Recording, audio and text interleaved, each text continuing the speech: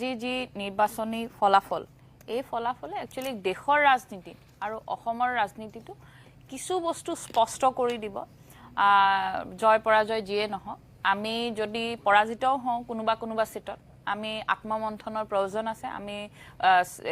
চিন্তা কৰিবলগীয়া আছে কিয় হাৰিলো কেনেকে হাৰিলো কি কৰিবলগীয়া আছে আৰু যদি আমি যত জয় হৈছো তাত আমি কিবোৰ কাৰণত জয় হৈছো এবোৰ পুংখানুপুংখভাৱে বিশ্লেষণ কৰি আমি আকৌ আৰু আগলে কেনেকে যাব পাৰো প্ৰগ্ৰেছিভ পলিটিক্স কেনেকে কৰিব পাৰো সেই বিষয়ে চিন্তা কৰাৰ প্ৰয়োজন আছে কাৰণ সামগ্ৰিকভাৱে দেশৰ যদি ৰাজনীতি চাই খুব বেয়া তৰল অৱস্থা এটালৈ বিজেপিয়ে যিদৰে লৈ গৈছে আজি আপুনি ঝাৰখণ্ডতে চাওক বা আমাৰ সামগ্ৰী সমষ্টিতেই চাওক বা আপুনি বিহালীত হেহতিয়াকৈ যি হল আপুনি এই গোটেই সামগ্ৰিক পৰিস্থিতিটো চালে গম পাব যে দেশৰ ৰাজনৈতিক ভৱিষ্যতটো কোনফালে গৈ আছে গতিকে এতিয়া প্ৰগ্ৰেছিভ পলিটিক্স কৰাৰ দৰকাৰ আছে অসমৰ মুখ্যমন্ত্ৰী হিমন্ত বিশ্ব শৰ্মা ডাঙৰীয়া ঝাৰখণ্ডত সহপ্ৰভাৰী হিচাপে আছে এটো সকলোৱে অৱগত আৰু এইবাৰ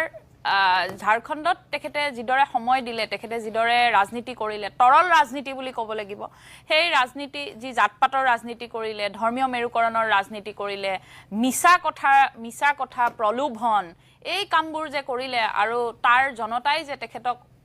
সঠিক উত্তৰ দিছে সেই কথাটো হিমন্ত বিশ্ব শৰ্মাই গম পাব হিমন্ত বিশ্ব শৰ্মাই এবাৰ গম পাব যে তেখেতৰ এই মিছা কথাৰ যাদু আৰু হয়তো বহুত দিন নচলিব ৰাইজ সজাগ হৈছে কাৰণ তেখেতে আপুনি ঝাৰখণ্ডত চালে এটা বস্তু তেখেত নিৰ্বাচনী আয়োগৰ ওপৰতো আমাৰ সন্দেহ কিছু ক্ষেত্ৰত থাকি যায় কাৰণ আমি বহুখিনি তেওঁলোকক অভিযোগ দিয়াৰ পিছতো বহুত সময়ত অভিযোগবোৰ নলয় আৰু বহুত ডিলে কৰে আমি যদি ঝাৰখণ্ডত চাওঁ আপুনি দেখিলে যে এটা হেহতিয়াকৈ এটা বিজ্ঞাপন প্ৰকাশ কৰিছিল বিজেপিয়ে য'ত ইছলামাৱলম্বী ধৰ্মৰ লোকসকলে ঘৰত ডোৰবেল বজায় এঘৰ মানুহত আৰু তেওঁলোকে জেএমএমৰ বুলি কোৱাৰ পিছত তেওঁলোকৰ ঘৰত কিদৰে অত্যাচাৰ কৰে সেই সকল মানুহে আহি পেলে বিছনাত উঠি বাথৰুমত গৈ পেলে ঘৰৰ গোটেই লণ্ডভণ্ড কৰি পেলাই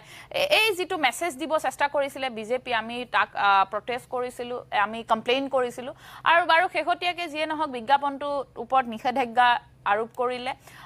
তথাপিতো আৰু কিছুমান কথা যেনেকে হিমন্ত বিশ্ব শৰ্মা ডাঙৰীয়াই তেখেতে ভাবে চাগে আমি তেখেতক কেতিয়াও চোৱা নাই বা তেখেতক কোনো গম পোৱা নাই তেখেতৰ মিছা কথাবোৰ মানুহে গম নেপাব বা ঝাৰখণ্ডৰ মানুহে তেখেতৰ অদৰকাৰী মিছা কথাবোৰ সঁচা বুলি মানি ল'ব কাৰণ তেখেতে কৈছিলেগে যে 500 টকাত চিলিণ্ডাৰ দিব য'ত অসমত তেখেতে এতিয়াও 1200 টকাত চিলিণ্ডাৰ দিয়ে তেখেতে তাত গৈ পেলাই কৈছিলে এনআৰচিৰ প্ৰসংগ য'ত অসমত এতিয়ালৈকে এনআৰচি কৰিব নোৱাৰিলে নাই পৰা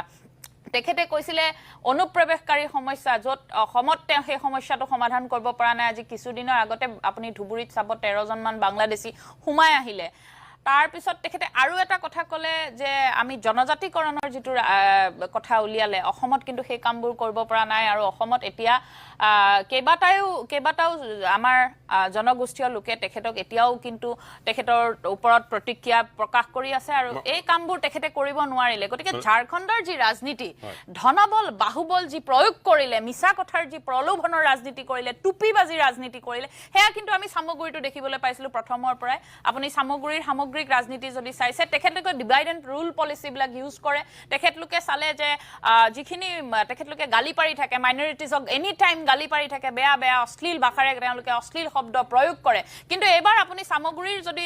ৰাজনীতি চাই আপুনি যদি সঁচাকে নিজক সুধিয়ে বা নিজে যদি মানে আমি যদি আত্মমন্থন কৰোঁ আমি এটা বস্তু দেখা পাওঁ তেওঁলোকে মাইনৰিটিজৰ মাজত ভাগ কৰিবলৈ চেষ্টা কৰিলে কাজিয়া লগাই গতিকে তেওঁলোকে হয়তো কিছু ক্ষেত্ৰত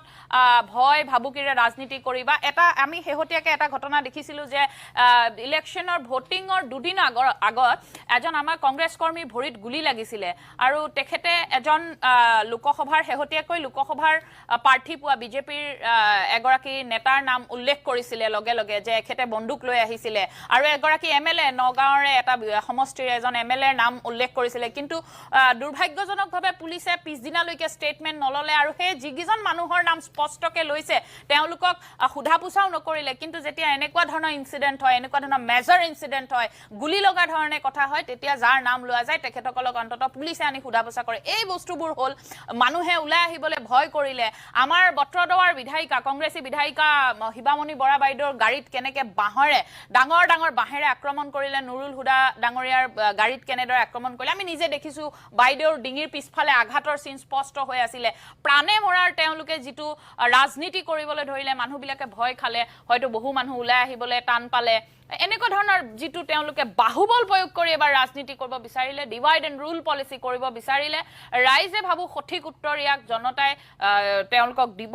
আৰু মই ভাবো জনতাই যি ৰায় দিব সেই ৰায় আমি সকলোৱে মই বুলিয়ে নহয় সকলোৱে মানি লোৱা উচিত কাৰণ আমাৰ